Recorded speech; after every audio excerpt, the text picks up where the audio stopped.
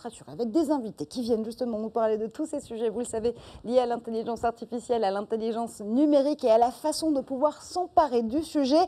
Évidemment, pas de réseau, pas de data center, pas tout simplement d'IA possible. C'est avec vous qu'on va en parler. Alfonso Castro, vous êtes directeur de la stratégie cloud pour Microsoft France.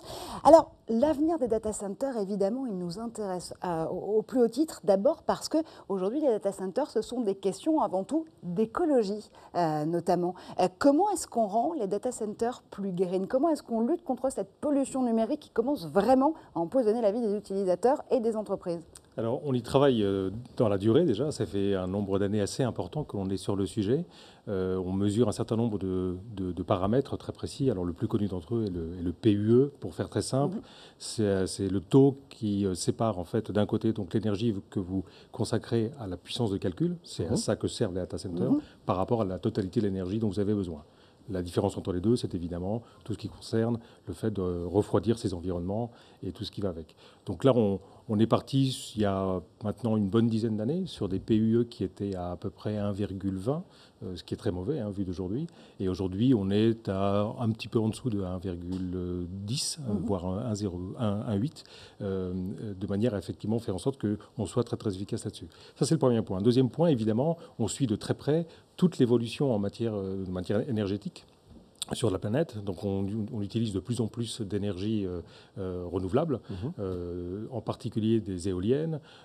Et puis dans les cas très extrêmes, on a des expériences un peu particulières. On est en train de tester, alors à la fois pour d'autres raisons, mais je viens à votre question, des data centers sous-marins.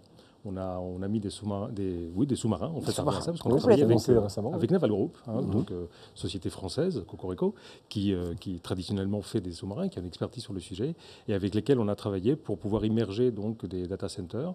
En l'occurrence, on est en train de tester ça dans le nord de l'Irlande, et justement, on a mis ça là-bas parce qu'il y a un parc éolien expérimental à cet endroit, où on a à la fois donc des progrès sur le parc éolien, les énergies donc renouvelables, et puis on en profite pour mettre ça au service donc des data centers. Des data centers sous la mer. Et justement, les data centers sous la mer, j'allais dire sous la mer des questions, transition toute trouvée, la mer des questions, c'est celle de la privacy, justement. Évidemment, ça a été, on sort d'une saison où on a beaucoup parlé de ces questions, notamment de réglementation et de réglementation européenne, s'il en est. Aujourd'hui, quand on place ces données dans un data center, évidemment, on veut qu'elles soient protégées au maximum. Comment est-ce qu'on s'assure que les données sensibles sont justement conservées en toute privacy, qu'il n'y a pas d'intrusion? Comment est-ce que vous pouvez m'assurer que mes données sont bien gardées? Alors, c'est probablement un des sujets les plus fondamentaux du cloud. Parce qu'effectivement, le cloud, on le sait bien, on ne va y aller que si on a confiance. On ne peut pas avoir confiance si on n'est pas rassuré sur ces aspects-là. Premièrement. Deuxièmement, il va y avoir à la fois des solutions techniques, technologiques. On en parlait précédemment à propos de confidential computing, par exemple, où là, on va chiffrer énormément d'informations, donc la rendre inintelligible et anonyme. Alors, anonyme, surtout, on n'a pas la capacité technique, même pour nous, qui sommes les opérateurs des clouds en question, à lire les données en question. Il y a tout un tas d'échelles sur ce plan-là. Donc, un sujet qui est déjà purement technique, sans parler bien entendu de la protection physique d'accès au data center. Pour ceux qui ont eu la chance de rentrer dans un data center du cloud, c'est extrêmement complexe. C'est très complexe, oui, c'est très fort. Les contrôles d'aéroport à côté, c'est vraiment de la rigolade. Et après, il y a des questions tout à fait réglementaires. Il y a le fait de faire en sorte déjà de respecter les lois des différents pays. Et on a en Europe, pour le coup, là aussi, on va faire un peu de cocorico européen, un cran d'avance, puisque RGPD, ou GDPR pour son appellation anglophone, a montré la voie et montre la voie.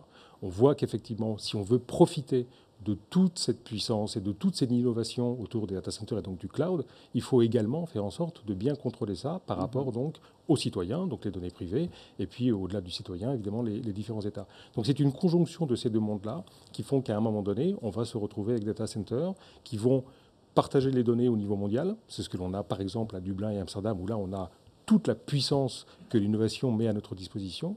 Et on a des data centers. En France, par exemple, nous avons ouvert 4 data centers en France au mois de mars dernier, dont les données ne sortent pas du territoire national. Entendons-nous bien, si vous envoyez un mail à l'autre bout de la Terre, oui, ça évidemment, passera quand même, on est d'accord. Oui, c'est pour ça que c'est pas comme l'image de Tchernobyl. À un moment donné, la donnée s'arrête pas juste aux frontières du pays. Ça va évidemment nous relancer sur les questions de cloud souverain dont on reparlait hier soir avec Bernard Organlian, par exemple, sur cette antenne. Mais concrètement, on s'assure comment que la donnée ne perce pas de l'autre côté de la frontière? C'est illusoire. Alors non, parce qu'on parle bien des données au repos, c'est donc la manière dont les données sont stockées et celles pour lesquelles la décision de l'envoyer donc en dehors du territoire n'est pas prise par le client. Okay. Lorsque notre client, parce qu'il envoie un mail dans notre cas ou qu'il a une communication Skype, va effectivement choisir de partager de l'information avec un interlocuteur qui est à l'extérieur, c'est son choix, ce sont ses données, nous n'avons rien à dire par rapport à ça, et puis entre nous, ça correspond à l'usage qu'il veut en faire. En revanche, tout ce qui est différent de cela, donc tout ce qui consiste à gérer ces données pour des besoins d'administration technique de ces environnements, là, nous garantissons, alors on a mis en œuvre tous les moyens techniques qui vont bien, mais nous garantissons par contrat le fait qu'effectivement, ces données restent sur le territoire national. Juste pour terminer, oui, bien sûr, pour reboucler sur le côté technique, c'est bien joli ça, mais qu'est-ce qui se passe lorsque vous avez un data center qui tombe en panne? Ça ne peut pas arriver, mais on ne sait jamais. On ne sait jamais, oui. On sait jamais. Alors, la question de l'incertitude en matière d'informatique et de technologie, j'ai envie de vous dire, ça devient the new normal. Donc, il faut à chaque fois avoir un backup plan où Exactement. on se dit, il y a forcément un moment donné où le physique peut casser. Donc, exactement. Si on tombe en panne, qu'est-ce que ça donne? Voilà. Donc, ça ne peut pas arriver. Pourquoi? Parce qu'on a plein de procédures de secours, blablabla. Néanmoins, il faut effectivement prévoir le cas. La redondance ne fait pas tout. Et donc, les 3 data centers que nous avons en région parisienne se surveillent mutuellement. Alors, toutes les 800 microsecondes, ils sont dans le même état. Voilà. Donc, il y a une réplication synchrone. Donc, ils se surveillent en permanence. Si l'un des 3 arrivait effectivement à tomber complètement en panne, les 2 autres rattraperaient la charge. Si un deuxième, au même moment, arrivait également à tomber en panne, le 3e continuerait à exécuter. Si les 3, et là je pense qu'on est dans un scénario très catastrophique, je pense qu'on aurait d'autres problèmes que les pauvres petits data centers français. Mais admettons. Alors à ce moment-là, nous avons donc un secours à Marseille, lequel Marseille est lui-même évidemment surveillé par Paris, ça marche dans les 2 sens, qui là se focaliserait sur la préservation des données. On ne garantirait pas le fonctionnement complet des services, mais on va dire une sauvegarde qui sera à ce moment-là. Là, il y a un truc, on est sûr qu'on a une copie. Après, si la France disparaît de la planète, c'est encore une autre histoire. Juste une question sur la souveraineté des données et la géographie de celle-ci. On va revenir à ce que vous disiez sur les data centers qui sont sous l'eau. Et dans les eaux internationales, on fait comment? Alors, pour l'instant, il n'est pas question de les mettre dans les eaux internationales, parce que là encore, il va y avoir du débat juridique, on l'imagine bien. C'est bien pour ça. Là, on va les mettre près des côtes pour des raisons très simples.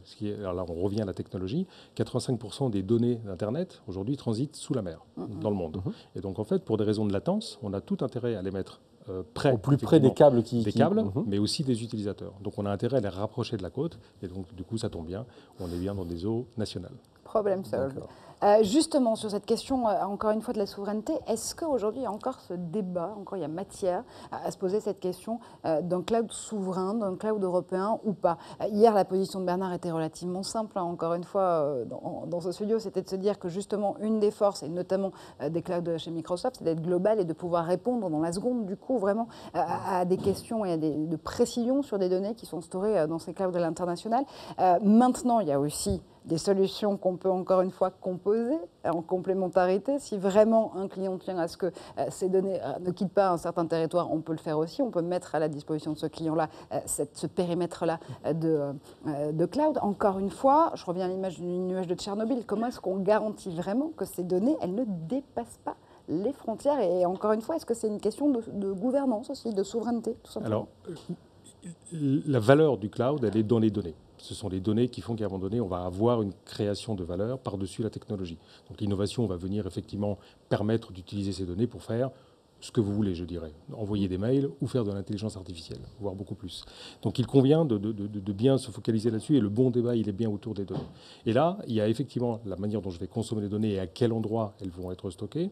Et puis probablement derrière, la garantie que je peux obtenir de la part d'un offreur de cloud comme nous, de pouvoir récupérer mes données au moment où je souhaite les récupérer, quelle qu'en soit la raison. Je n'ai pas besoin de vous le justifier.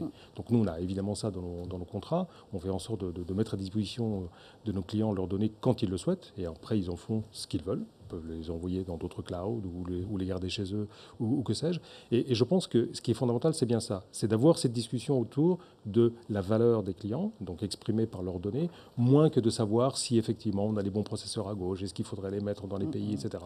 Et derrière cela, alors là, je vais encore relever d'un cran, c'est qu'est-ce qu'on va faire de ces données. Est-ce qu'on va effectivement moderniser des applications? Alors vous le savez, on a plein d'actualités, on a annoncé, on était hébergeur de données de santé hier, on en est très, très, très fiers, parce qu'on a fait ça dans un temps assez record, on s'est beaucoup dépêché, parce que la demande est énorme du côté du secteur de la santé pour moderniser les applications, simplifier le travail des professionnels de santé, permettre éventuellement l'accès à des patients. Alors le hasard a voulu que le ministère de la Santé annonce hier également la relance du dossier médical partagé, exactement. Mais tous ces éléments-là concourent effectivement à comment faire en sorte de profiter de l'innovation, mais à des fins qui concernent ce que les utilisateurs ou les clients veulent en faire. Et alors là, très concrètement, comment est-ce qu'on protège une donnée de santé ?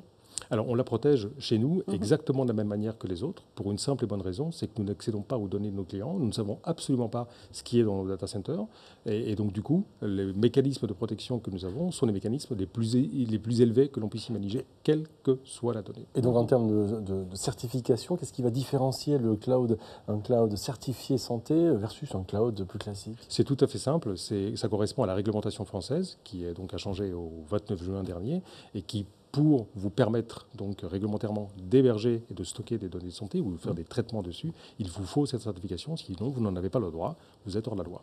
Raison pour laquelle, jusqu'à présent, nous n'allions pas voir nos clients en leur demandant, en leur proposant d'héberger leurs données de santé chez nous, puisque nous n'avions pas les certificats. Vous n'avez pas été audité et vous n'aviez pas l'élément qui permet de dire maintenant c'est bon, on peut y aller. Exactement. Et donc là, maintenant, je vais le répéter, on peut y aller. Ces données, elles deviennent justement de qualité de plus en plus spécifique, comme les données de santé par exemple. Est-ce qu'on peut imaginer d'autres classifications pour d'autres types de données appliquées à certains secteurs, à certaines industries? Est-ce qu'on s'achemine vers finalement ce qu'on voulait le moins voir, une siloisation des données et des certifications? Alors, oui et non. Je vais plutôt répondre non. La réponse est oui, parce qu'on peut néanmoins être confronté à des réglementations. Alors là, on vient de parler de la santé. Dans le monde de la finance, on a également des travaux sur les sujets et déjà des réglementations existantes. Donc de ce point de vue-là, oui. Et là, on va renvoyer la balle du côté des régulateurs ou du côté des États ou du côté des institutions, de manière à ce qu'ils ou elles définissent les bons cadres. Non, pourquoi? Parce que derrière, ça va dépendre de la politique de chacun de nos clients. Chacun est libre, bien évidemment, de définir le bon niveau de sensibilité des données, quelles sont celles qu'il ou elle veut garder de manière beaucoup plus proche de soi, alors soit dans ses propres data centers, soit avec ses propres mécanismes de sécurité, mais dans nos data centers. Enfin, il y a tout un tas de niveaux. Là encore, on parlait de confidential computing, qui est un des moyens qui permettent de faire ce genre de choses, mais pas le seul. Et donc la balle, là encore, est du côté de nos clients. Ces données-là, on ne le répétera jamais assez chez nous, elles leur appartiennent. Elles ne sont pas chez nous. Nous en sommes des dépositaires pour faire en sorte qu'effectivement on puisse les protéger au mieux. J'en reviens à votre question précédente. Donc on a le plus haut niveau de sécurité, mais il faut toujours qu'elles restent sous leur contrôle. Des données en contrôle. Exactement. Et les tiers de confiance qui justement se développent notamment avec le cloud pour Microsoft. Merci infiniment à Alfonso d'avoir fait un tour justement sur le plateau d'Expérience TV by French Web.